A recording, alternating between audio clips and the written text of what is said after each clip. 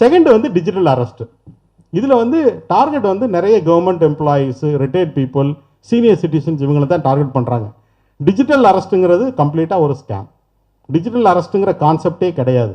ஒருத்தர் அரெஸ்ட் பண்ணணும் அப்படின்னா இங்கே அட்வொகேட்ஸ் இருக்காங்க, எவ்வளோ ப்ரொசீஜர் இருக்குது, வாரண்ட் வாங்கி பண்ணணும் அப்படின்னு சொல்லி.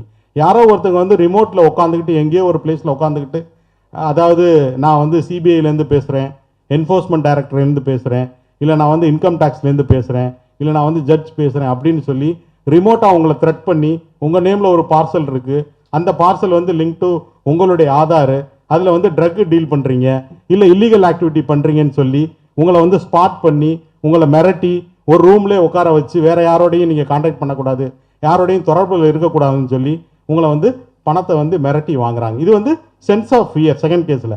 ஒரே இது சிம்பிள். இதுக்கு வந்து மெஷர் என்ன அப்படின்னாக்க நீங்கள் ஞாபகம் வச்சுக்க வேண்டியது டிஜிட்டல் அரெஸ்ட்டுங்கிற கான்செப்டே கிடையாது. இந்த மாதிரி யாராவது ஒருத்தவங்க வந்து மிரட்டுறாங்க, கால் வருது அப்படின்னா காலை டிஸ்கனெக்ட் பண்ணிடுங்க.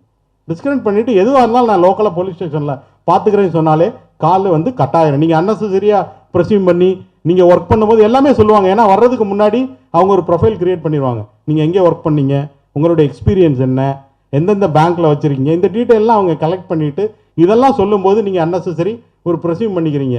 ஓஹோ, இவங்க நம்மளை ட்ராக் பண்ணுறாங்க போல், அவங்களுக்கு எல்லா விதமான டீட்டெயிலும் தெரியுது போல் அப்படின்னு நினச்சிட்டு பயந்து பணத்தை கொடுத்து இதில் நிறைய பேர் இப்போ ரீசெண்டாக வந்து கொச்சினில் வந்து கிட்டத்தட்ட